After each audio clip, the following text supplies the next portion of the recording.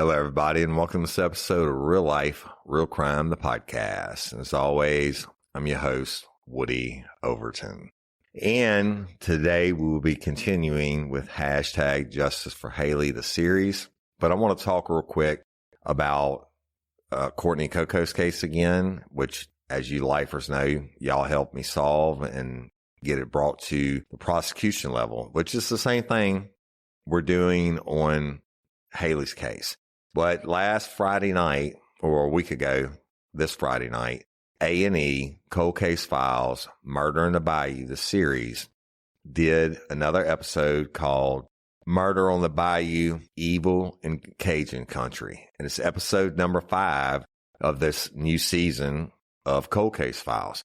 And it came out, and I think it was well done for the amount of time they had. And I know Miss Stephanie, Courtney's mama, was like ripping up old wounds, right? And it always is. And of course, you can't tell an 18-year-old murder case in 1 hour. You can't tell everything. But they did what they did. I think it was well done. And it's gotten a huge response, way more than what we expected. And already, as in Hailey's case, I usually average from cold case families a request for me to look at and work their families members' murders. I usually average, 2 to 3 a week. And when we were on Dateline after that, of course, it jumped significantly. But over time, it's gone back to like 2 or 3 a week. Now, after this episode on Cold Case Files, I got 11 within the first 12 hours. All right, so I want to talk about it because it's very important.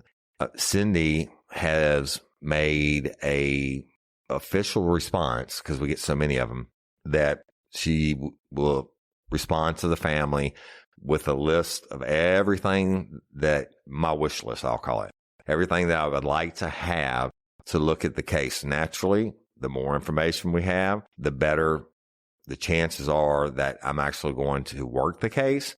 But the more information you have, I'm definitely going to read it. Okay. And see what we can do, or if there's any advice that I can give you, or maybe one day if we're going to work on real life, real crime and use our lifers, you listeners, to help us solve it.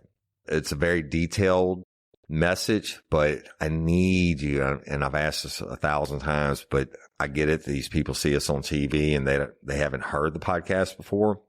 Please send any request you have to Woody at realliferealcrime.com or Cindy, CYNDI, at realliferealcrime.com. And when you send it, send what you do have.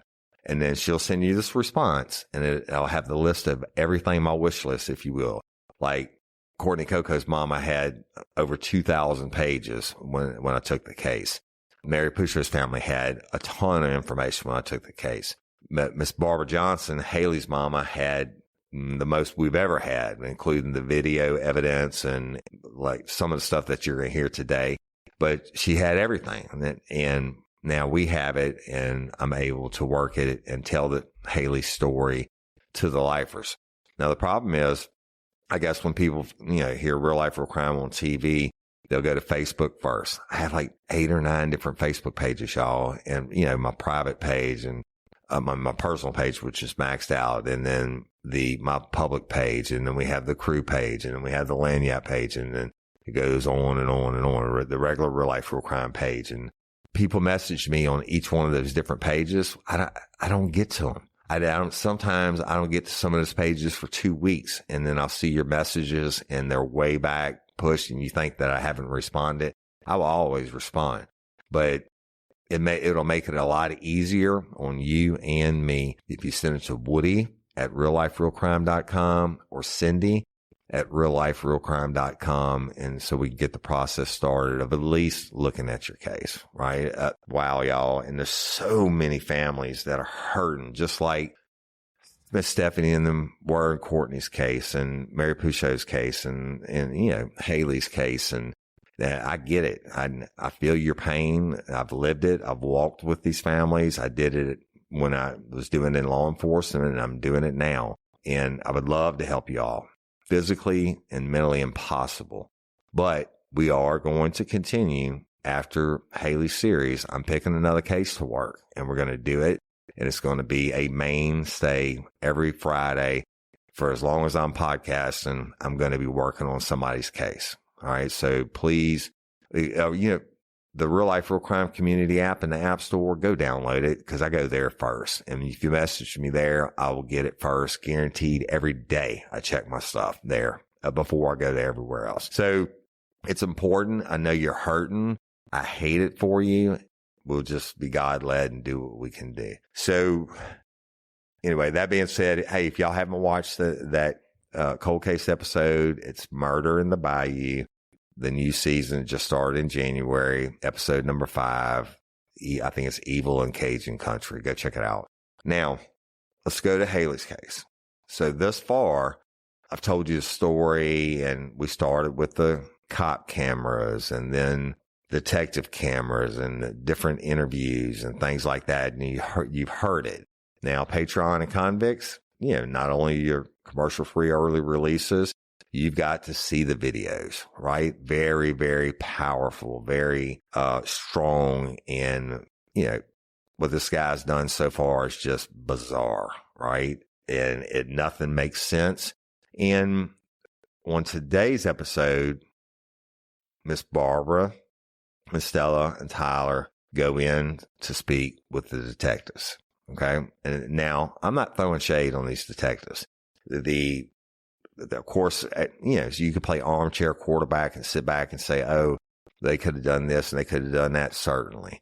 But at this point, I'm not throwing any shade on them. But this recording you're going to hear today, and I'm not going to tell you about it ahead of time, but the recording you are going to hear today, Georgia is a one-party consent state, meaning that if I'm talking to you in the state of Georgia, I can record you without you knowing about it, and I don't need your permission to use the recording. Miss Barbara had the foresight, this way before she met Woody Overton, to go in and record this conversation with the detectives. Now, this thing is 90 minutes long, so you're only going to get a part of it today, but I want you to listen to it, think about it, and I want you to listen specifically to what they say over and over and over again. Okay.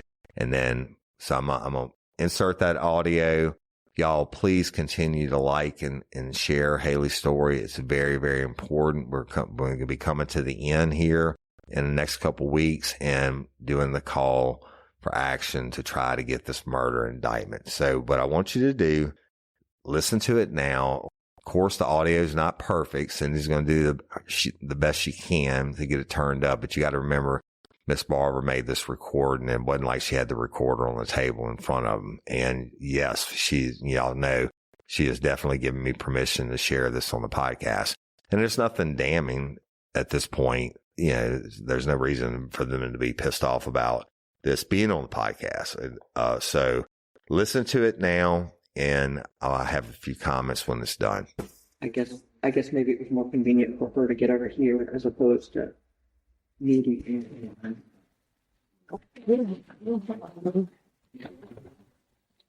Great. Fall here to be detective duty? Yes. Okay. I can take it down there. Is Stephanie Green here as well? Yeah. Okay. Check the pod. Oh, you need that corn floor right here. We can take that elevator, Grandma.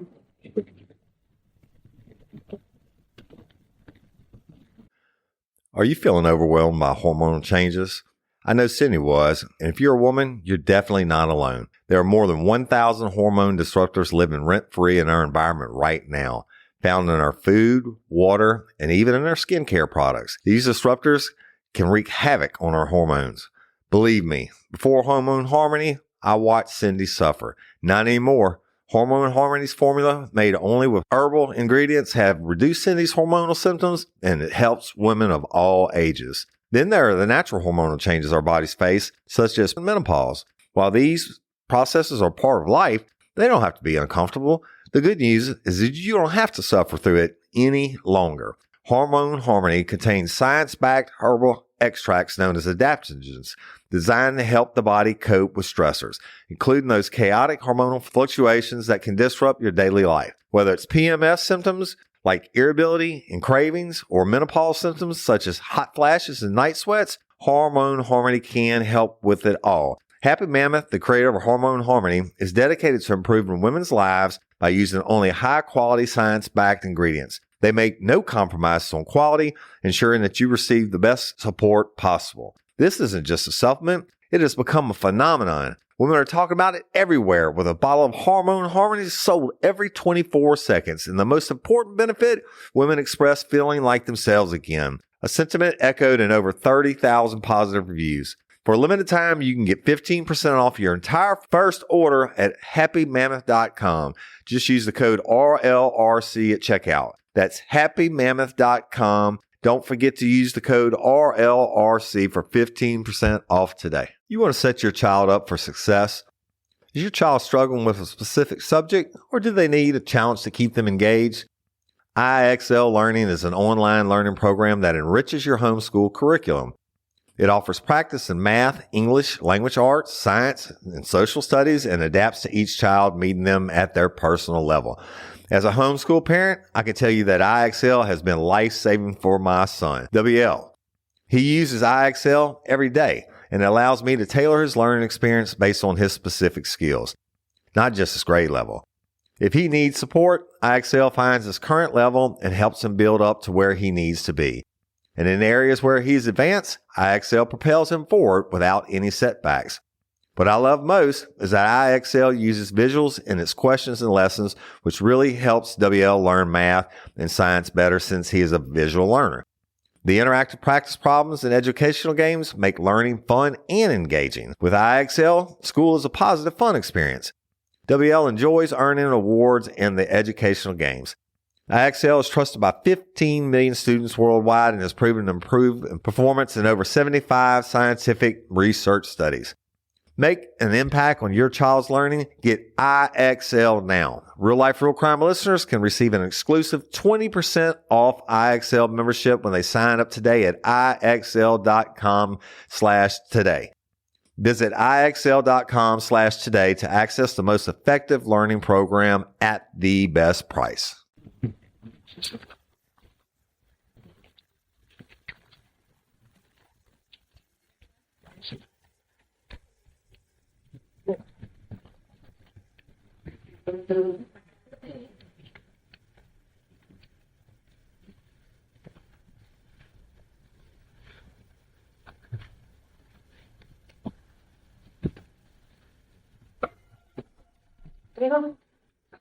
Oh, it opened up. You knew we were coming, right? Do it again.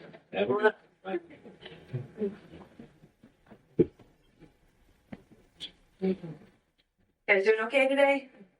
There's a lot going on. Yeah.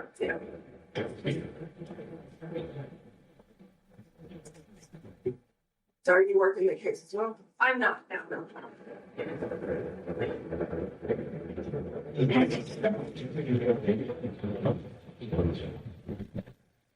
Keep here.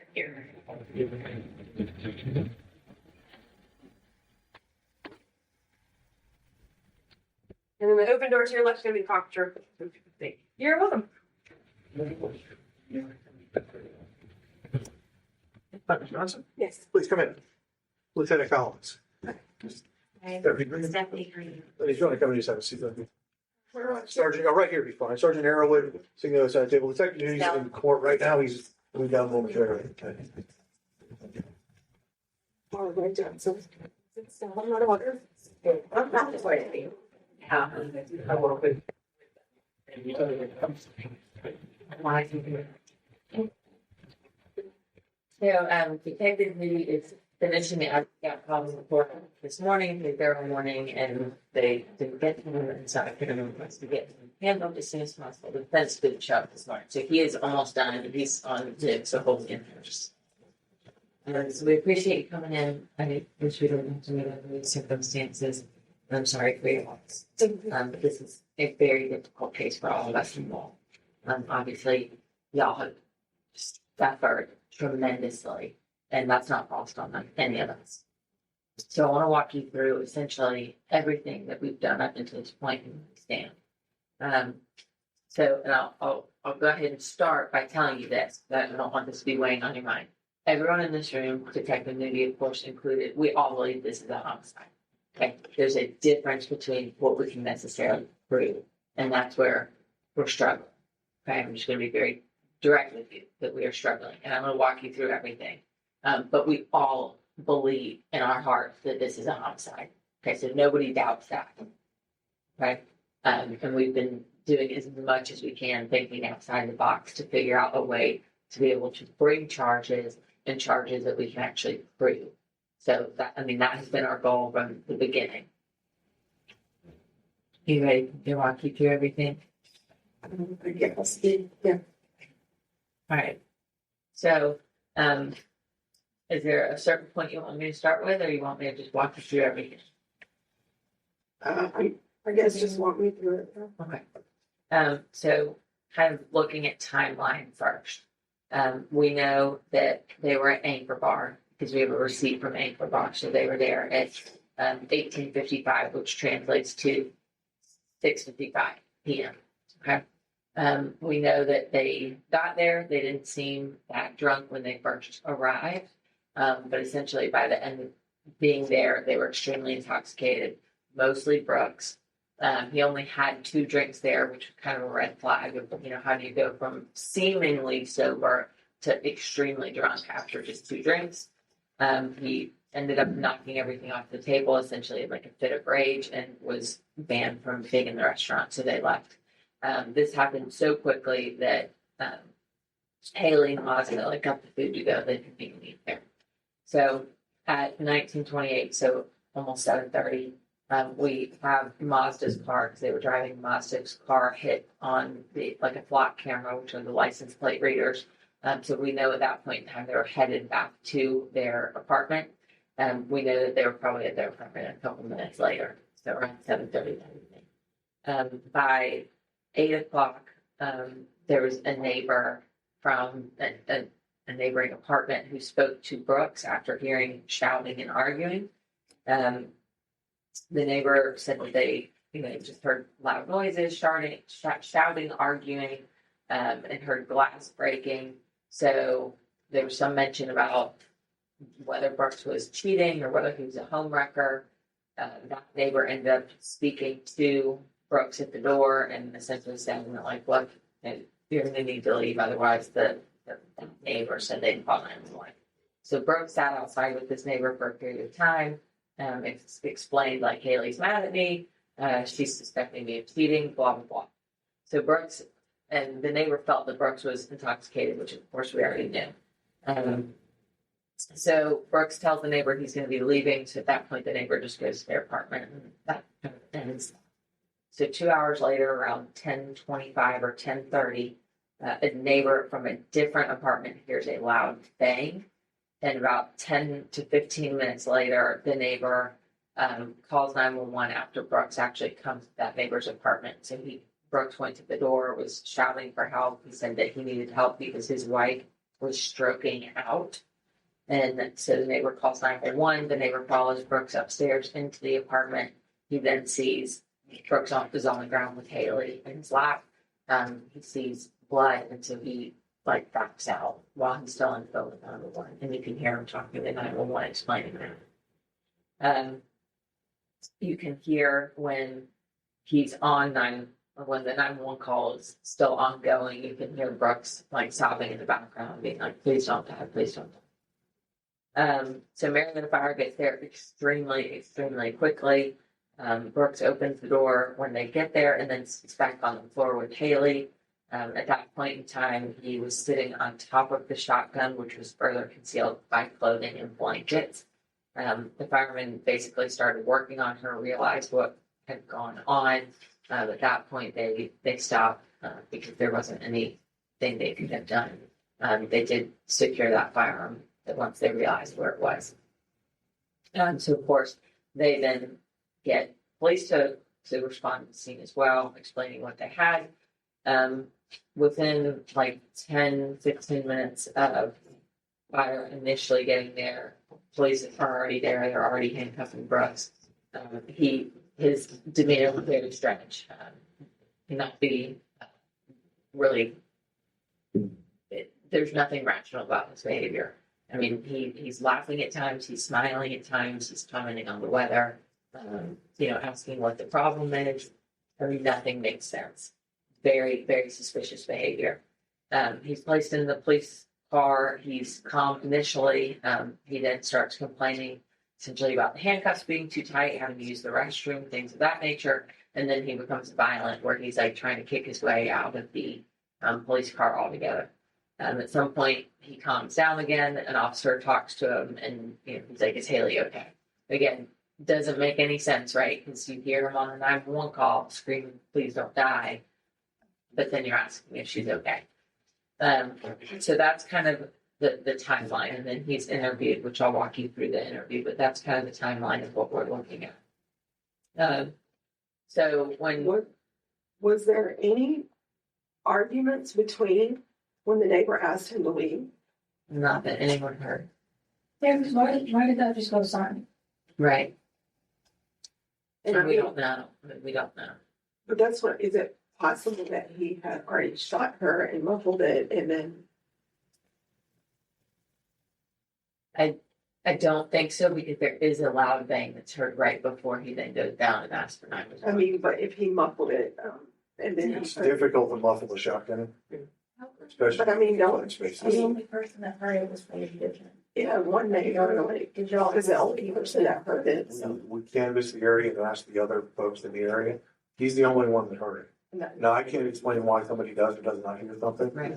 I know from my experience with firearms, it's very difficult to muffle a shotgun blast. And the loud banging that the downstairs neighbor heard, loud bang, is consistent with a shotgun going off. But like 10 or 15 minutes later, before he came down. Right. So I do think there's a gap in time there. Right. I don't think that it would have been 2 hours.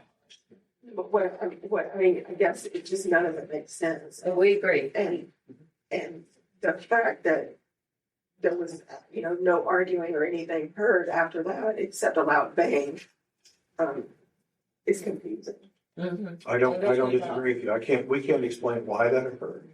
But In the you clinic, did see the muffling material that was in the bag in the apartment, correct? what muffling material are you referring to?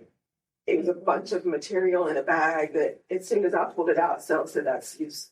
They use that to muffle a gun. No, I mean, I didn't know that. I said they might have. Yeah. So muffling a shotgun is not like it is in Hollywood or in TV. You can't. It takes a purpose-built device because of the pressure involved. So a shotgun shell on the low end will fire out at around 1,800 feet per second, creating over 50,000 pounds per square inch of pressure going down the barrel. It's very tough to be able to muffle something like that using. It's not like But it's through like a pillow or something. Yeah, but that's what I'm saying. Like I don't know, for only one person to have heard it, Should we even. just give her a toxicology report back? Yes, we'll get into that. Jump ahead to that. Yeah. Do you find it suspicious that it was like 10 or 15 minutes later before? Yeah. I can't account for why that time gap Yeah. exists. There's a reason why we all think this is a homicide. I mean, understand that. We all agree this is a homicide. Being able to prove it's different, but we all agree it's a homicide, and for this very reason. Yeah. Because nothing makes sense. Yeah. This is not how you act to suicide. I mean, that's really the bottom line. Another, if I may, the Yeah, other go thing to ahead. consider is at the time in which, and I don't mean to be graphic, so please forgive me. The time in which we found her, her presentation, if you will, was fresh. If it had been a 2-hour time difference between the two, that would have been very obvious. Okay. So we're confident in that time frame that it occurred at that time, consistent with the bang that was heard by the downstairs neighbor. Why nobody else heard it, I can't tell you. What that mean? And I mean, I'm just thinking, and, like if, I heard, I was in an apartment, a little tiny apartment like that. You hear this and your loved one is on the ground. I mean, you're going to be out of there in like 2 seconds. Oh, It's not absolutely. 10 or 15 minutes. That's Sounds a like long 2 hours. I mean, That that is is a It's a long time. Yeah. No, absolutely. Yeah. So to me, it's like, wow, that's quite a gap. For sure. So her blood alcohol was 0.255, and her toxicology only showed THC. We did asked for a very expanded toxicology. Normally, they only test for like amphetamines. It's kind of like the standard testing is in amphetamines, sometimes THC. But we asked for basically every drug in the book. I mean, ketamine, date rape drugs, everything, nothing except for THC. We also asked for a poison determination, and that was negative as well. What about him? His blood alcohol was also 0.2. 2425. No, okay, sorry. His blood alcohol at the time that it was taken, which was at the hospital, which was much later, was a 0.043. If you do the backwards estimation, it would have been roughly between a 0.223 and a 0.253. Closer to 0.253 around the time of the incident, and then around 0.223 around the time of his interview, if you calculate it backwards. So that's pretty intoxicated, both of them. So she was very intoxicated. However, he, and one of the questions that I have for y'all, well, maybe just ask you this first. Has she ever been like hospitalized for being drunk or DUI or anything that she had her blood alcohol taken ever previously in her life? Not that I know. Okay.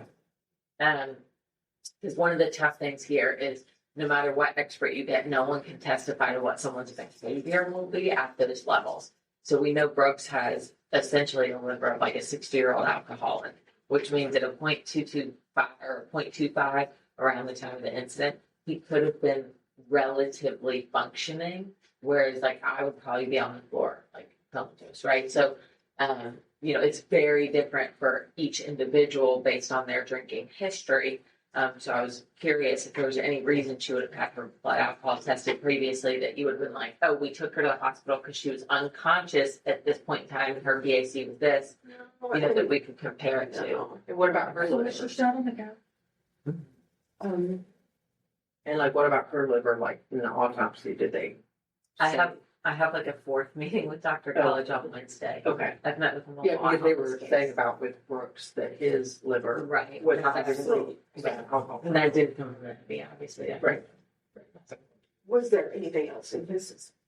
So his blood was not tested for specific drugs because of the testing they did at the hospital. But the reality is that that would not have changed anything. It could have made a substantial difference for Hailey, because if Hailey had, let's say she had rohypnol in her system, right? Then there would be a strong indication, depending on how much was in her system, that she would actually be unconscious at the time and would not be capable of taking her own life. That would have made a substantial difference, and that was the big testing I was waiting on. We just got these results back this week, but I was kind of hoping that there was going to be some form of a substance that would make it so obvious that she would not have been lucid to even take her life, that it could have taken suicide off the table altogether. Mm-hmm. And I was really hoping for that. But her blood alcohol for being a little girl, So it doesn't have to do with something. That's the problem. It would be hard for me to figure out how to shoot myself in the mouth with a shotgun. Yeah, and we're going to talk about that. Showed me that shotgun. He made me with it. So I know. Yeah, and so that's one of the things kind of outstanding that we still want to do is see if we can find an expert that can figure out whether this is feasible. Because I'll tell you right now that the medical examiner said that it is possible, and that's a huge problem. I mean, like a plane falling right now. Well, I agree. I have met with Dr. Gall numerous times on this. I'm kind of jump forward a little bit. That this is how much we believe in this. I want you to understand this. We went and got the best expert there is in the mental health field. His name is Dr. Matt Norman. He's extremely experienced. He's extremely expensive. He is the best of the best. I use him in all my cases. You probably have heard of the Pine Tree Country Club golf course case. That's my case.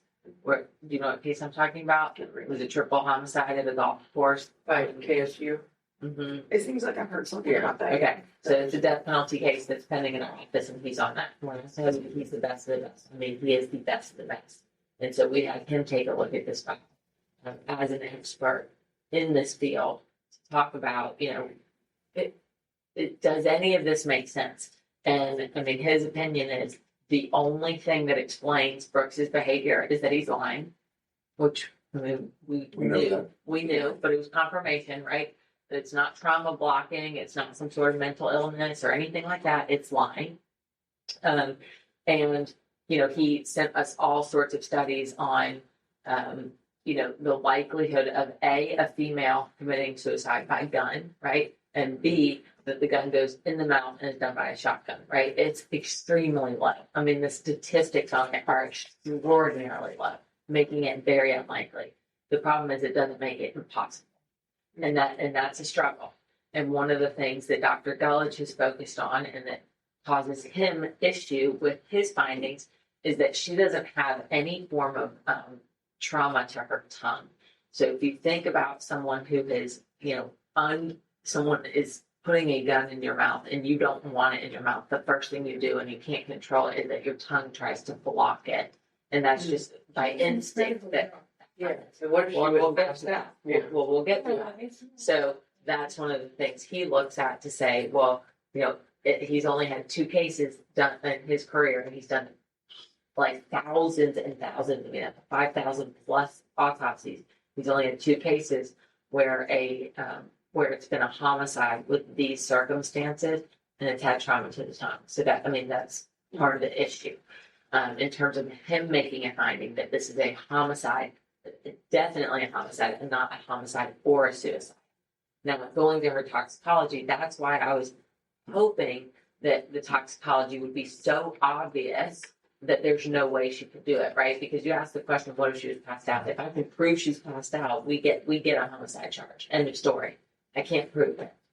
I mean, just because she was a .255, we don't have anything to compare it to say that she definitely would have been, like passed out drunk versus, she could have still been lucid.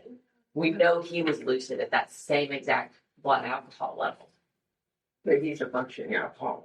Right. And so Apparently. right. And we're going to, talk to Dr. Gullich about that as well. But again, just even if she doesn't have that kind of indication from her liver, like that still doesn't tell us exactly what state of mind she would be in if she was, awake and conscious. Mm-hmm. I mean,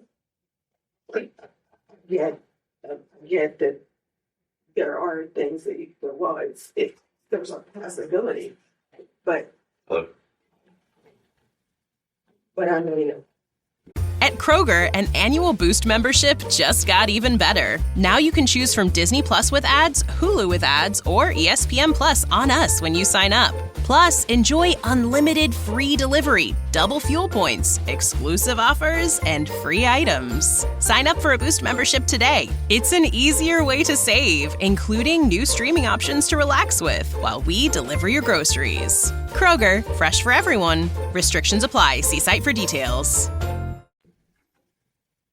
Possibility is very, very small as compared to the possibility that he did it and all the things that go into that. So it's much bigger on this side than it is on this side. So I don't understand why it's like, why it weren't doing it. And it's frustrating. I mean, so what we have to look at is not just, do we have probable cause to arrest, but, can we convict him, right? Because ultimately, I mean, that would be the goal. And so we have to look at how are we going to have enough evidence to get beyond a reasonable doubt. Right now, we don't even have a medical examiner who will say it's a homicide, which makes it very, very difficult.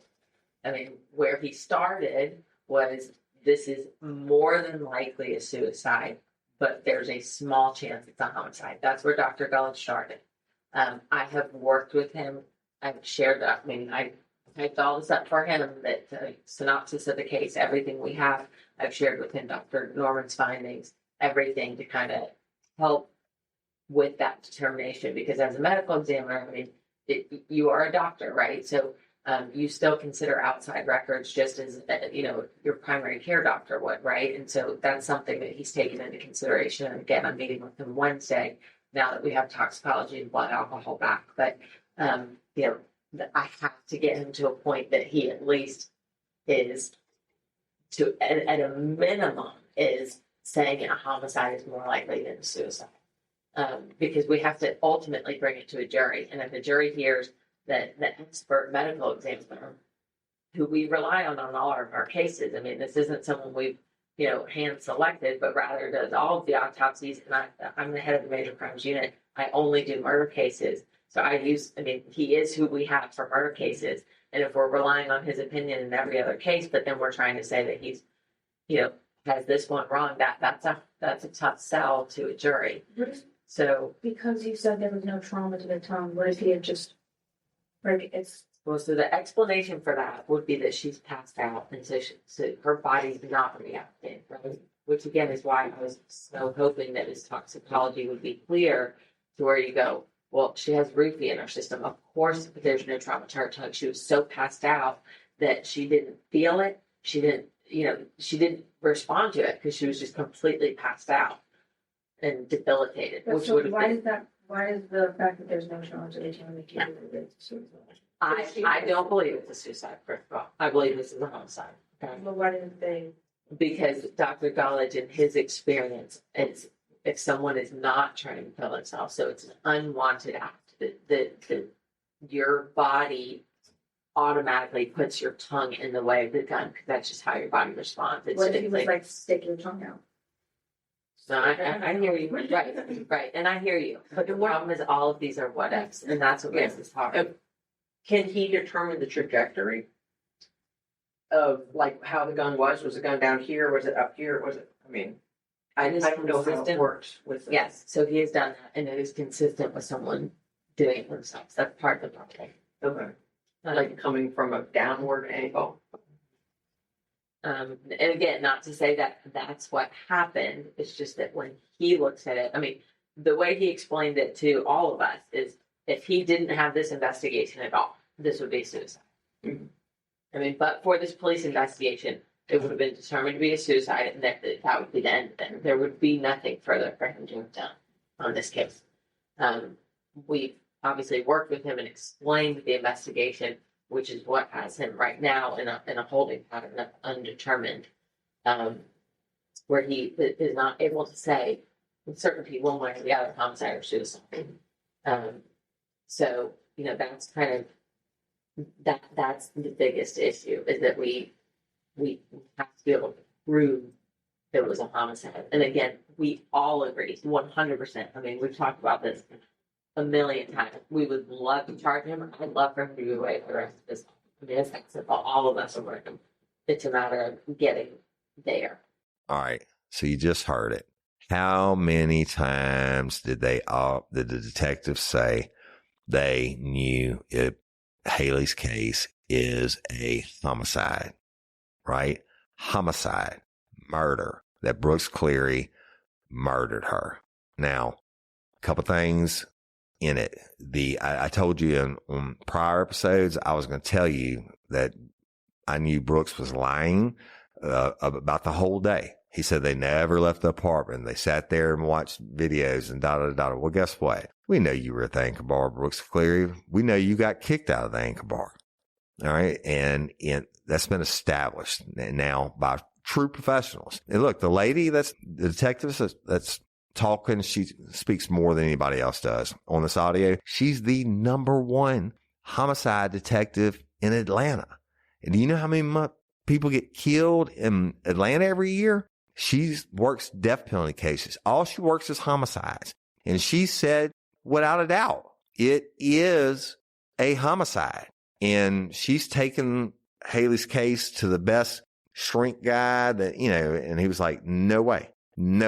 Percentage of chance that Hailey killed herself in 5,000 cases he's worked or whatever, it's less than 1%, right? The percentage that females actually shoot themselves, of course I know about that, and that's even lower, et cetera. Here's the problem, y'all, and you hear it on this first part of the audio I just played for you. When the pathologist originally did Hailey's autopsy, he did not have all the information. Okay. All he had was Hailey's body to go by, and he's done thousands and thousands of autopsies. He is their #1 guy, being the detectives in Atlanta. This is the guy they use. And initially, when he looks at Hailey's body, because she did not have damage to the back of her tongue, he ruled it a suicide. Now, let's talk about the damage to the back of the tongue. He said, I think in less than 1% of the cases, or maybe 2 cases in all the years he's done, where it wasn't a suicide and there was no damage to the back of the tongue. That's because the person was passed out. Well, there's still a chance, right? And we know, you heard her say that, Brooks about they were fighting, and sometime later the neighbor hears the loud bang, and it's 10 to 15 minutes before Brooks runs downstairs and is banging on doors, asking for help, call 911. And of course he's, laughing later on and makes a joke about the weather and all this shit. And like the detective said, hey, the best in the world, the most expensive guy we can find, he said, this dude's not mentally ill. He wasn't fucked up. He's just a liar. He's a liar. And why would you lie about it? Well, first of all, he didn't. They didn't even say it was a suicide at first. But if Hailey had committed suicide, and I think she's dead on point. If Hailey had committed suicide, or if my wife commits suicide and I'm in the room, the fucking first thing I'm saying is she shot herself, right? Why would you even want that on you? Why would you want as horrible as it would be, why would you want them looking at you for murder? Why wouldn't you say it's a suicide? He didn't do it. But the point in the case where it's hung up, and you hear him say that, now look, there's a lot more we got coming for you to listen to. But when this pathologist originally examines Hailey's, automatically, and they see a lot of bodies every day, y'all, and a lot of suicides and a lot of murders. And he's automatically like, no damage to the back of the tongue. It's gunshot inside the mouth. Either she was passed out or it was a suicide. Guess what? A 0.255 blood alcohol and you weigh 100 pounds? I'm pretty sure you're passed out. Okay. And to the point where you can't do anything. Where her body originally was on the couch. And if you are a patron of convict, you can see this. Where her body was, and I hate to be graphic, but it's a fact, where all the blood spatter, and the one cop says, oh my God, her whole brain's right here. That's the most intact brain I've ever seen in my entire career. But guess what? Her body's all the way across the room, right? That 10 to 15 minute window from the time the neighbor hears the gunshot to the time he runs downstairs to get somebody else to call. Hell, he had cell phones. Why didn't he call 911 himself? I think he's in oh shit mode. He's in panic mode. But the shotgun is underneath him, partially hidden underneath clothes. Hailey's brain's on the other side of the room. All her bodily fluids and everything is blown back on the wall, and her brain's behind that on the floor.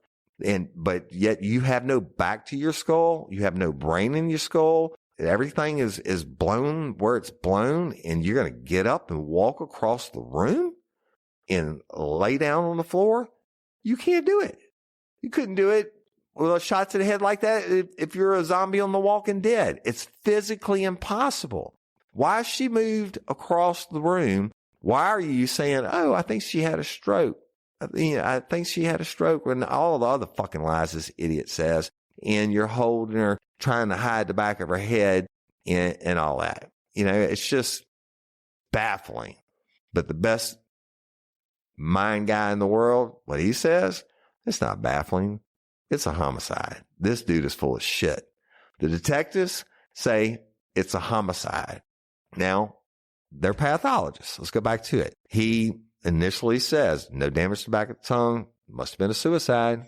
Well, this lady detective, the best they have, goes back to him and she said, look, I'm working with him. And now I presented him all these case facts. And he changed it from suicide to undetermined. He said at this point, now they're going to keep working the investigation, right? And we're going to provide you all that information. At this point, he swapped it from suicide to undetermined because of all the information he has now. And originally, all he had was Hailey's body. The detectives were working with him, but guess what? He's their number one guy. They work with him every day. And like this detective said, it's hard for us to go to trial on a murder case and say, our guy says he originally said it was a suicide. Now he's saying it's undetermined, and we don't want to go against our own guy. Okay. Then, I mean, I get that. I understand that, but it doesn't have to be that way. And we're going to get more into that, and I'll tell you all the thoughts on it and the game plan. The deal being is that I think it's a huge victory, if you will, that he changed from suicide to undetermined. Okay. And then the detectives are being honest. They're like, we need more information. We need more information. We know Brooks is a liar. We all agree it's a homicide. We just got to prove it beyond a reasonable doubt. And the main sticking point in this case is their own pathologist. They don't want to go against him. They don't want to put him on the stand and have him explain why he changed it from suicide to undetermined. And then the defense attorney is going to have a field day with the possibilities of why he did that. So just stick with it. There's a whole lot more to come. It's very powerful. It's very moving. These are real people. These are real detectives. These are real doctors. This is a real family. Hailey's family, Stella, Tyler, Miss Barbara. It's all real, y'all. And this is real life, real crime. We're going to continue it again next week. And I'm your host, Woody Overton. Until next time, or ever, don't let me catch you down on Murder Bayou. Peace. Stay warm and save every day. All in the Kroger app. Get fresh Purdue boneless chicken breasts for $3.49 a pound. Then find low prices on thousands of items like sparkling ice water, Kroger brand chips, and more, all with your card. Shop these deals at your local Kroger, less than 5 miles away. Or tap the screen now to download the Kroger app to save big today. Kroger, fresh for everyone. Prices and product availability subject to change. Restrictions apply. See site for details.